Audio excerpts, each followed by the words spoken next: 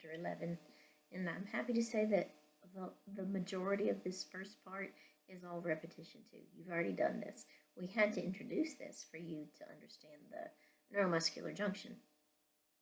So, in the nervous system, when we're talking about synapses, you might not be directly zapping a muscle or zapping an organ. You have so many pathways in your brain, and so a lot of synapses are going to be neuron to neuron to neuron. But fortunately, that little space where that axon terminal hits its target, it's still going to be called a synapses, and that's nice. It doesn't mean that we don't have an effector cell, because we have different parts of our brains.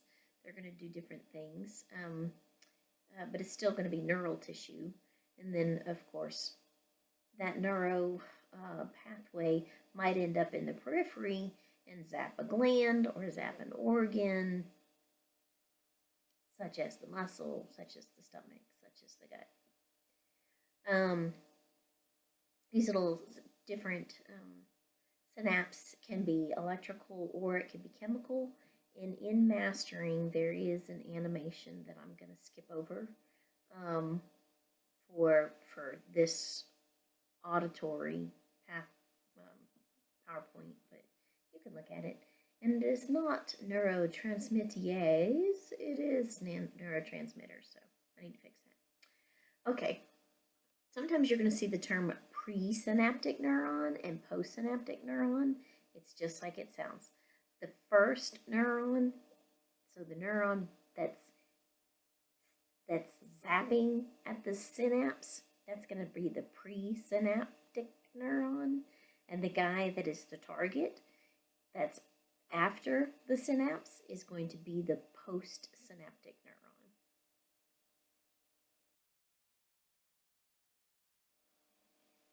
This is just showing a picture, and it's also showing that, okay, so we have a soma here, the soma of a neuron. His axon is sending out to the right, but look, I see 3 separate axons coming and zapping this cell body. It might be zapping a dendrite, it might be actually zapping the cell body. Don't worry about those terms, axodendritic and axosomatic. I took that out of your PowerPoints. But I do want you to see how there is one neuron, and he is getting zapped by 3 different presynaptic neurons. So there's one that ends in a red, there's one that's kind of a teal, and there's one that's a blue. This is going to emphasize the fact that we have so many different circuits, and it reinforces that thing that I was talking about, how the more you study, the more you have axonal growth at the very ends, and the more pathways, the more circuits they're going to be created so you can recall that information. There are things like marijuana that actually causes dendrites to go away. If we had, like, say, this teal one right here that was zapping that dendrite, and then you had some marijuana and you lost your dendrite, there goes that synapse. So just something to think about. There is a narrow gap, the synaptic cleft, between the synaptic terminal of a sending neuron and the surface of a receiving cell. An action potential arrives at the end of the axon of the sending cell. This causes chemical changes that make vesicles containing a chemical called a neurotransmitter fuse with the plasma membrane. The neurotransmitter molecules spill out into the synaptic cleft, diffuse across, and bind to the receptors on the receiving cell's membrane. The binding of neurotransmitters to receptors causes the attached ion channels to open.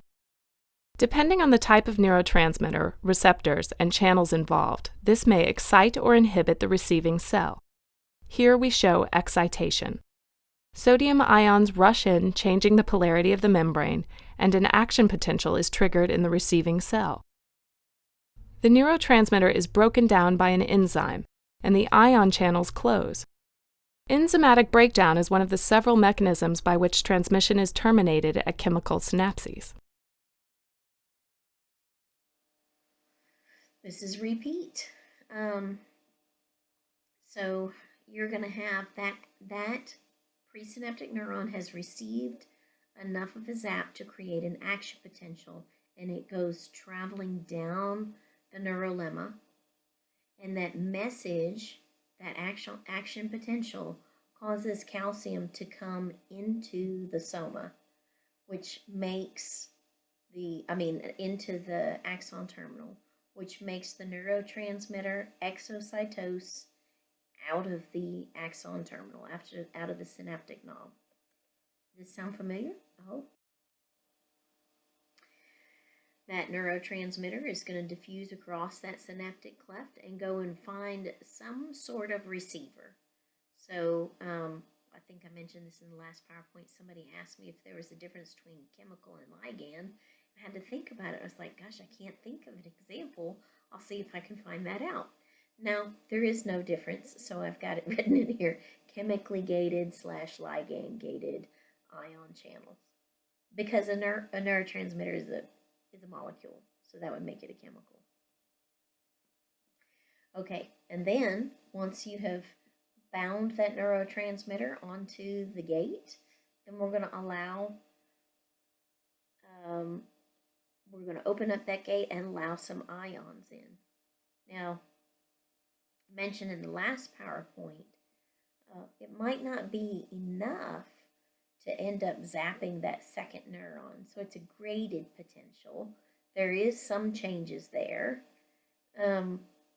but you have to have enough of a change. You have to hit threshold. You have to hit from -70, get it up to -55-ish in order for all those gates to open. So you create a new action potential in the new neuron.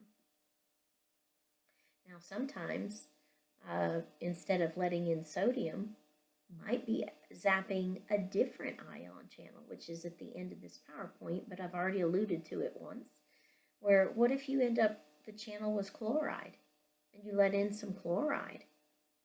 Then you're going to go from -70 to -80 to -90.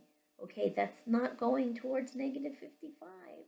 So you're not going to create an action potential if you don't get another neuron that might be zapping that neuron. So another circuit coming and zapping this guy and says, okay, enough of this silliness. I'm going to excite this and let in enough sodium for, just for example, could be calcium, to make this, to negate that chloride that just rushed in. So if you, the one that we've met already, acetylcholine, let in sodium, so that's excitatory. You excited the muscle, so the muscle cell did what it was supposed to do. His job is to contract. You reached -55 and your muscle contracted. This is a picture of the exact same thing as your neuromuscular junction, except instead of that neuron, the presynaptic neuron's target being muscle, the presynaptic neuron is zapping another neuron, a postsynaptic neuron. Exact same thing. This is repetition, which is great, right? Okay. So as long as you have that neurotransmitter binding to the receptor, you're going to continue the process, okay? You're going to keep having that little trickle of sodium come in, or maybe a rush. There's different ways that you can get rid of this. I actually meant to unhighlight the reuptake, the degradation, or the diffusion, but because we've already talked about this. We talked about how for acetylcholine, you've got acetylcholinesterase is going to break it down. We've also talked about how acetylcholine goes into the synaptic cleft. Well, going from high concentration to low concentration, he could diffuse out of that synapse, so he's less effective. One thing I didn't get into is that sometimes that neurotransmitter might be taken back up into the axon terminal, but it was in one of those videos about how acetylcholine can be taken back up, and then the body will just recycle any products if it's degraded. So again, this is just different ways that we can stop that zap. Okay.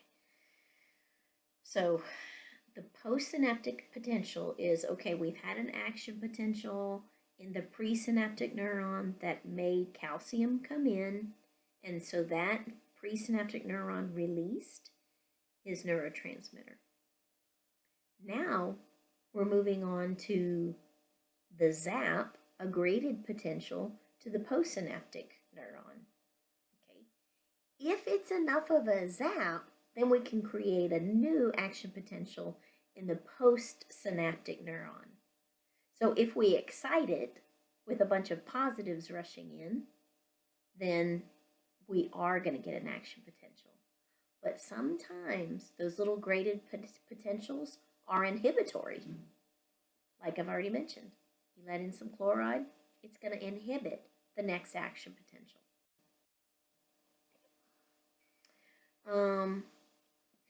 So the term for all this is summation.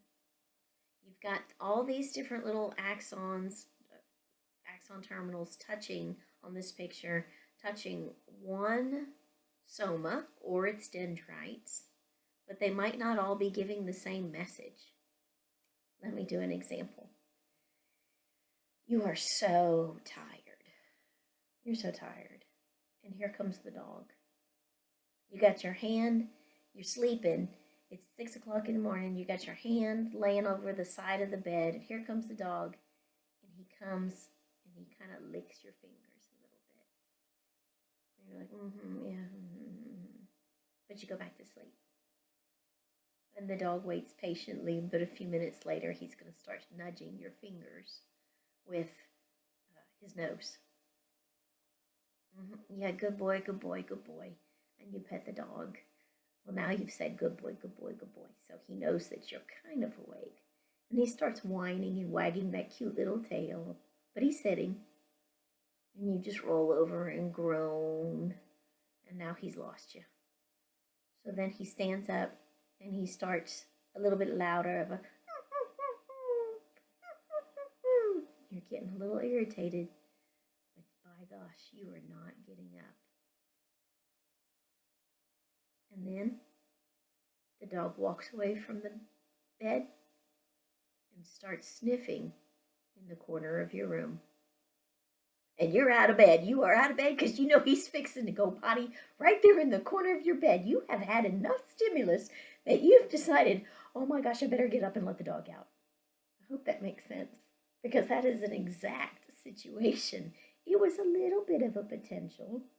You grasped that maybe you could get out of bed, but you didn't want to. But when you got enough of a stimulation, enough of an excitatory stimulation, you jumped out of bed. Yeah. Okay, so excitatory. You have the neurotransmitter has opened up the gates, allowed in some sodium. Yes, potassium's going to sneak out, but sodium influx is much greater. So you are exciting the postsynaptic neuron.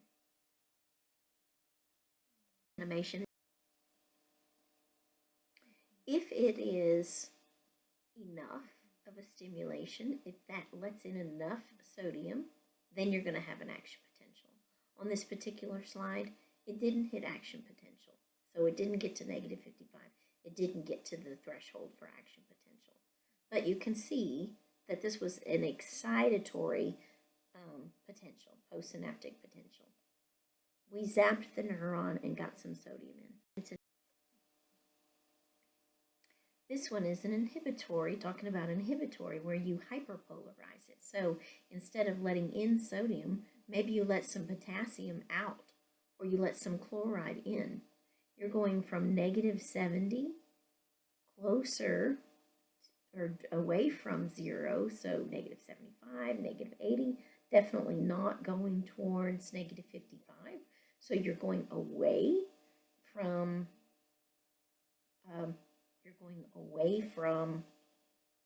the potential to make an action potential. You're inhibiting a response. So on a graph, this is what you see as a graded potential. One neuron. Oh, well, you can look at the picture yourself. Okay, so I've shown you the pictures about how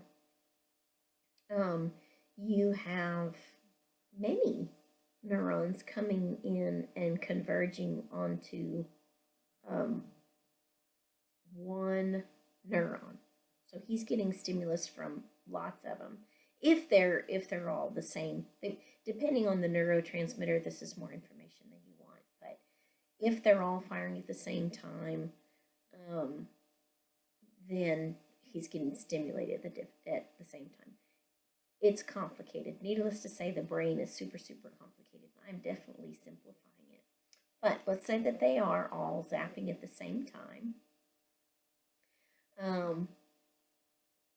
You have some of them are excitatory. If they're all excitatory, there's a great chance you're going to have an action potential. Okay, so that one single little excitatory postsynaptic potential just got it to negative 60, but the second guy comes in and he lets in some more sodium, so the sum of the two allow it to get to negative 55, so you have an action potential. Now we have summation also, so adding to summate is to add. You can have an inhibitory postsynaptic potential. So maybe, yeah, guy number one's letting in some sodium, guy number two's letting in some chloride. Who's going to win? Well, it depends on how many zaps you get, and in the end, do you hit negative 55 or not? Do you change the charge enough to hit negative 55 or not? So there's actually two kinds of summation, and similar to the muscle where we mentioned temporal summation, the deal with well, I'll get to the next slide in a second, but temporal summation is simply additive onto one, can be more, but one neuron starts to go into a rapid fire. So you relaxed the neuron enough to get below negative 55, so you can re-stimulate it, but the neuron never went back down to negative 70. Spatial is the one that I keep talking about right now, where you have all these guys coming in and zapping at the same time, and the end result of each individual one making it negative 55 for an action potential to happen. So again, temporal summation is machine gun fire. You are going back to the muscle. I know this isn't muscle, but I think that this is easy for anybody that's ever done little barbells to understand. You lift the weight, you bring it down. You do not completely relax that muscle. You go right back into another lift.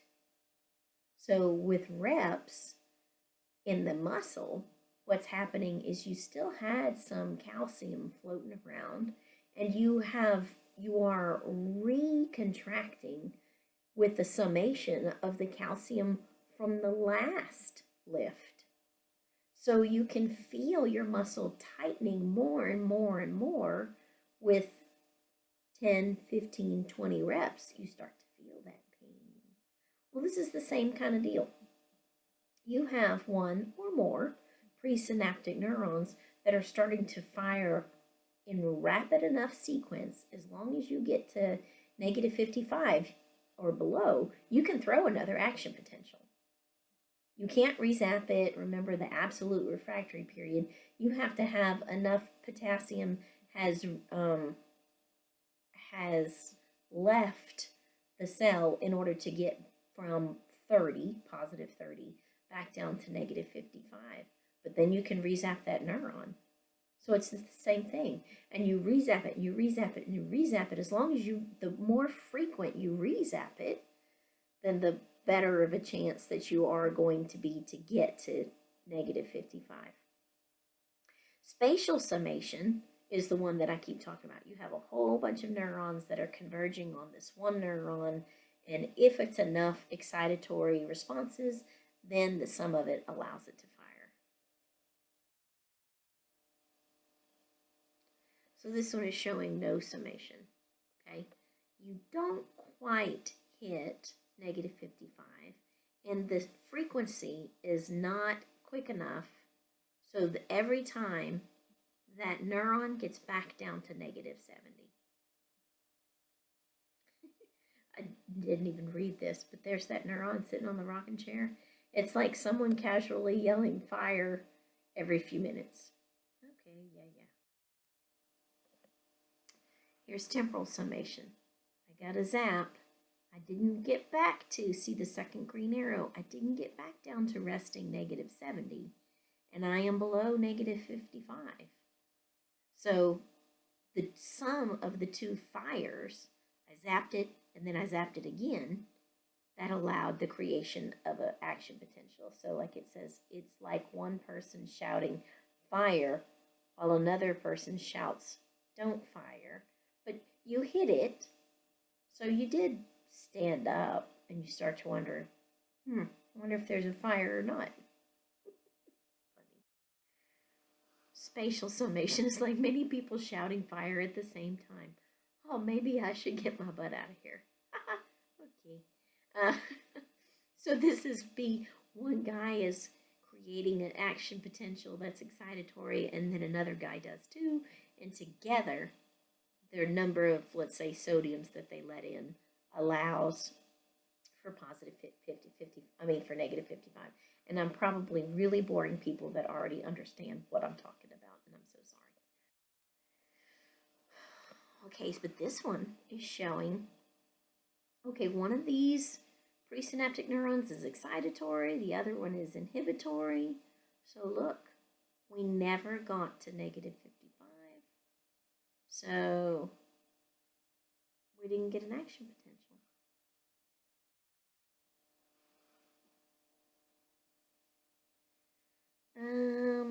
This term, synaptic potentiation, is showing that when you have repeated use of a synapses, it has more likelihood to excite the postsynaptic neuron. And in a nutshell, the textbook points out if you have something called long-term potentiation, this is how you have learning and memory.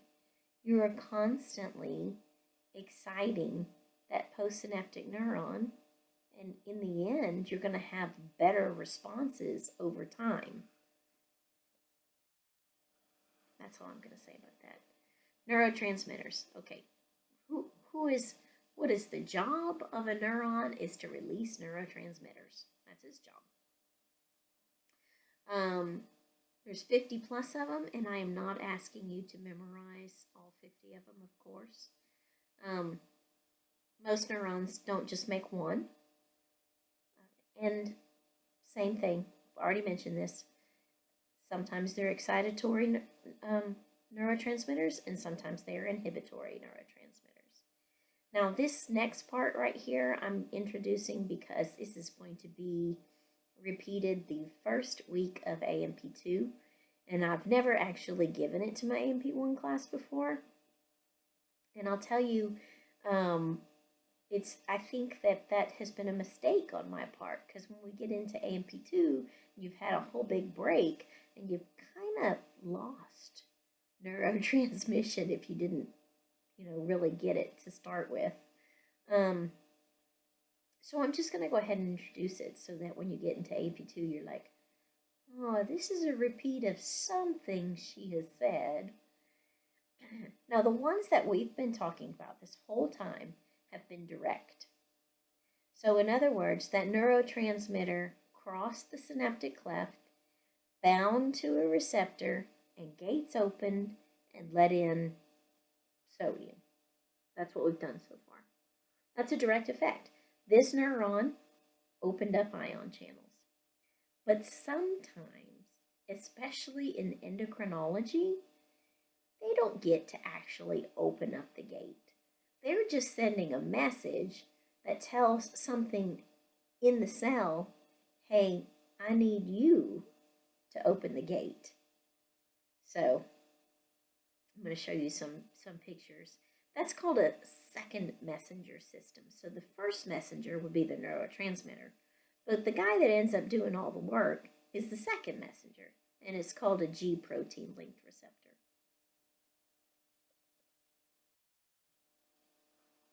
So I went ahead and listed some neurotransmitters, and again, we'll probably keep learning more and more and more neurotransmitters as we learn more about the brain.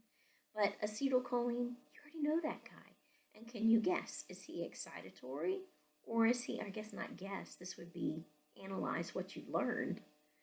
Is he excitatory or is inhibitory? You let in some sodium and your muscle contracted.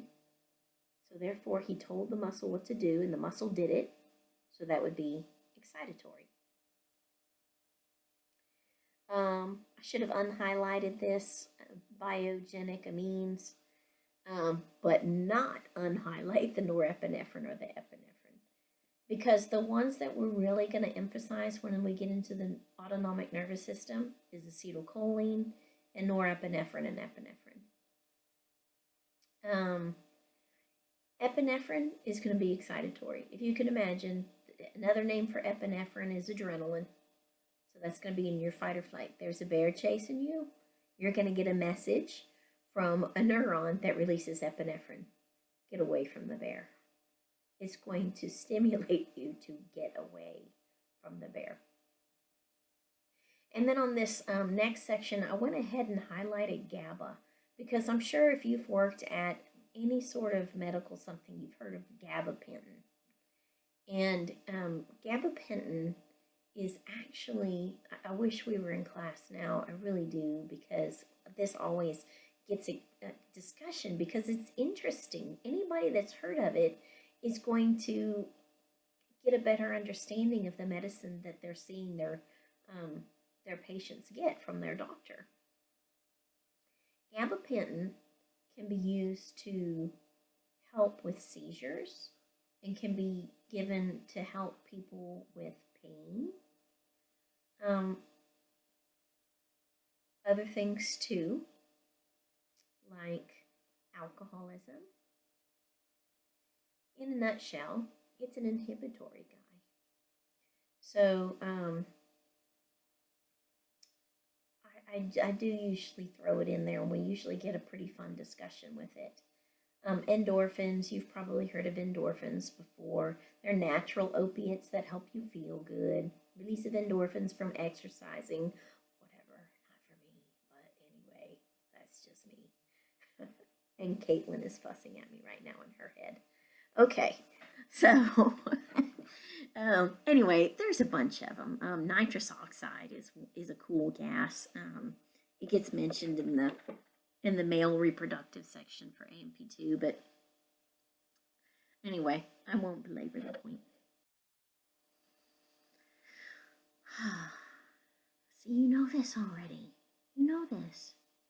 You usually have a closed gate, but when the right neurotransmitter, he is the ligand, he is the key to the gate, when he shows up, it opens up the channel and lets in the ions. See, you know that. Okay, I tried to make this small so that you understand. I'm not going to test you over it. I just really think it's a great idea to go ahead and introduce the second messenger system. Because in the end, it's not the neurotransmitter that opens the gate. It's going to be the second messenger that opens and closes ion channels.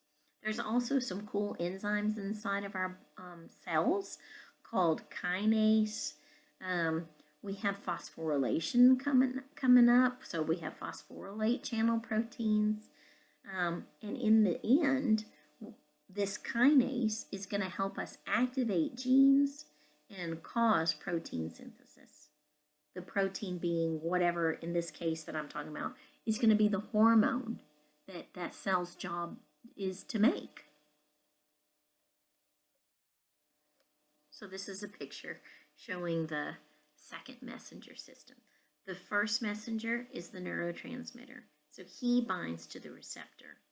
Then on the inside of the cell, there is going to be a protein called a G protein. I know this is too much information, but I really just want repetition here because I don't want to blow you away in AMP2 because it's the first week of AMP2. So because of the neurotransmitter, then we're going to have the creation of an activation of a G protein that's going to travel along the cytosol. And he is going to activate another protein called adenylate cyclase. Then that adenylate cyclase is going to convert ATP to CAMP, cyclic AMP. Cyclic AMP is going to, in the end, be the second messenger that is going to allow the opening or closing of ion channels. Another thing he's going to do is he is going to activate maybe that kinase that I was talking about and specific genes inside the nucleus. In the DNA, right? The genes are on the DNA. So the neurotransmitter didn't do it in a nutshell. He just alerted the second messenger to get to doing their job. And there's different second messengers besides CAMP. And anyway, too much information. All right. Okay, neural integration. So you have billions of neurons in your central nervous system. So you have all kinds of circuits that are being created. And whenever you have a group of functional neurons, so a neuron and whoever he is zapping, that's called a neuronal pool. So you have serial processing, which is one direction, one path, extremely simple. Serial is simple. So I used here in the example, the doctor knocking your knee, part of your exam. So you're sitting on the table, the doctor knocks your knee. The stimulus is the knee knocker. That's going to travel to your spinal cord, and the action is going to be your knee kicking, your leg kicking. You're not in charge of that. That is a reflex. So that never even made it up to your brain. Just your spinal cord was in charge of that. That's it. That's one direction in, one direction out. But most of our lives are based more on something much more complicated called circuits, and that's several pathways, and that's called parallel processing. One stimulus can get several different responses. This is showing the reflex arc, and it'll show up in lab. But you have a sensation. I mean, you felt the hammer, the doctor's hammer hit your knee. But it goes, so here's sensory neuron, right? This were prettier. This would be a Google map, so a unipolar neuron. Comes in to the spinal cord. He meets an association neuron that's going to be multipolar, and he's going to link to the motor neuron. So notice this soma is in the central nervous system. This soma is in the central nervous system. Most cell bodies are in the central nervous system. The difference is going to be the sensories from the periphery, and then when we do the autonomic nervous system, I'm going to show you some more. Wherever you have a cell body in the periphery, that's going to be a ganglia, so there's going to be a swelling right here. So I'm going back to part A of neuro right there. There'd be a ganglia right there. So the association neuron is going to take that information from the sensory neuron to the motor neuron, and your leg kicks. So that's going to be just one simple pathway. I'm going to show you an example of some circuits now. So, diverging circuit, you have one input, and you have lots of different things that happen. The reason is because you're going to have this one guy, he's going to divert out and tell this guy, and then he's going to divert out and tell this guy, and this guy's going to tell this guy, and both of these guys are going to tell a bunch of guys. And so an example of a neuronal circuit might be, I should have thought about this before I did the slide. Let's just do, you're going to do your homework, I guess. You know you have something due, And so you're thinking about it and you think, well, I need to get me a Coke and I need to get me some snacks. And I probably need to get a pen and a notepad. And I want to be sure and have my most comfortable chair. And you're going to think of all these different things that you need to do, and you start doing them while you are preparing for that one input. Get ready, I need to do my homework. That's probably a pretty weak one. A converging circuit is going to be multiple neurons stimulating one output. So that's called a converging circuit. All these things converting to one final response.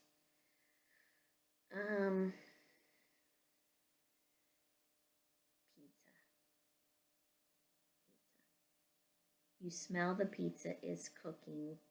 Somebody's telling you that it's got extra cheese and it has your favorite topping, Italian sausage, and they tell you that it's ready, and then you visually see the pizza. You don't even just smell it and hear about it. Now you're seeing the pizza, and the final output is your salivary glands start to secrete and you're drooling. I think pizza is always a great example, don't you? You understand pizza. Okay. Oh, I kind of thought about taking these out, but I didn't. So a reverberating circuit is going to be a rhythmic type of activity. So, like you tell yourself you're going to go from one side of the room to another. You don't keep telling your leg, take a step, take a step, take a step, take a step. It's just a repeating through the same pathway. So that motor neuron that is telling your, let's say, your calves to contract and relax and your biceps femoris to contract and relax and blah blah blah blah. It's a repeating circuit, so it's rhythmic. Okay, I touched a little bit on embryonal development with endoderm, ectoderm, mesoderm, because we talked about connective tissue, but honestly that could be a year long or longer class, longer embryonal development. So I took those out, but I did want to touch on this. Young children and even teenagers continue to learn. They are, even teenagers, I know if you have teenagers, you think, I'm past teaching them, there's nothing I can do. But that's actually not true at all. You've taught them right from wrong. So they grasp it, but you got to reinforce it. You have to show it to them, and you have to repeat, repeat, repeat. Repetition is key to learning.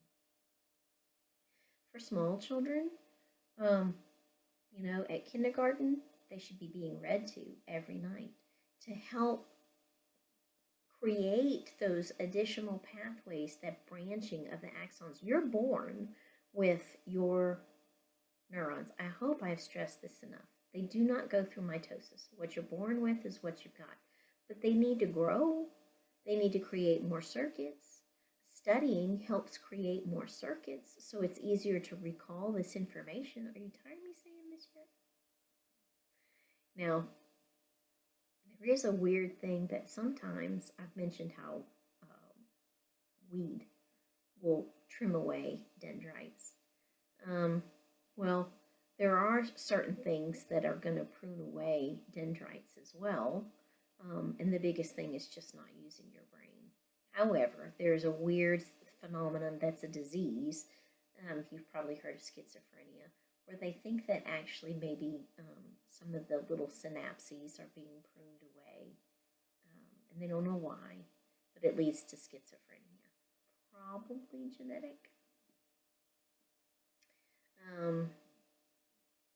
Anyway, there are a few neurons that continue to divide in the nose and in the hippocampus, which is for long-term memory. But for the most part, when you are young, you just really, really, really need to stimulate your brain. And if you have teenagers especially, they have so many other choices that I know that I'm sure my children did things that I didn't know about and probably don't even want to know about. But, for example, alcohol. Their brain is still has the ability to create so many more synapses, but instead of growing them, they might make that choice that kind of trims away that knowledge that they've caught up with, and they don't understand that. Our brains aren't done developing till we're 25, so being a positive enforcement is going to help with that. This is just showing how we can have little growth, little branching off of a axon terminal just from studying. And there's books written about this, and they are so cool. So study, study, study. Don't get behind. Don't wait for me to do it, because I can't do it for you. You do it, and the benefits will be such a great reward.